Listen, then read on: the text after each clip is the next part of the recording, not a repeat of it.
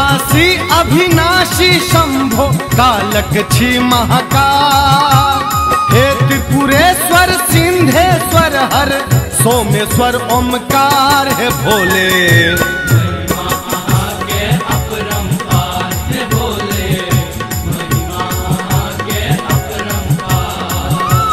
कैलाशी अविनाशी शंभो कालक छी महाकाल।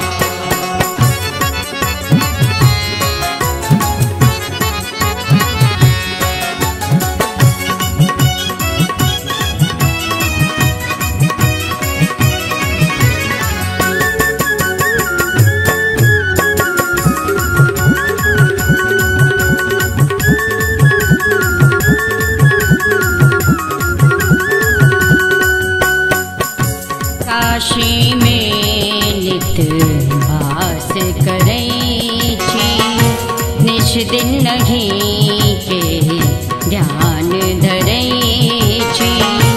काशी में नित वास करै छी, निश दिन नहीं के ध्यान धरै छी।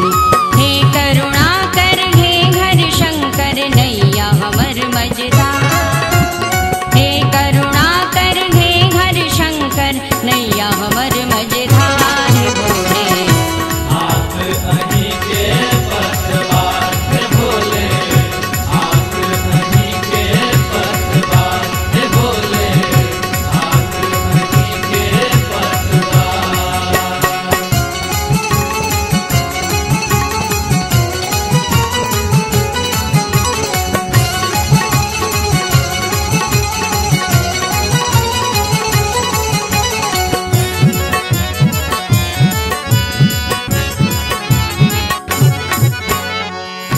गौरी संग कैलास बसै छी, नंदी नंद के शरण रखै छी। गौरी संग कैलास बसै छी, नंदी नंद के शरण रखै छी। हे त्रिशूल धर हे डमरू धर अहि छी हमर रखवार। हे त्रिशूल धर हे डमरू धर अहि छी हमर रखवार हे भोले। हमरो करियो उद्धार हे भोले, हमरो करियो उद्धार हे भोले हमरो करियो उद्धार। कैलाशी अभिनाशी शंभो कालक छी महाकाल। हे त्रिपुरेश्वर सिंधेश्वर हर सोमेश्वर ओमकार है भोले। महिमा आगे अपरंपार भोले, महिमा आगे अपरंपार भोले, महिमा आगे अपरंपार भोले, महिमा आगे अपरंपार।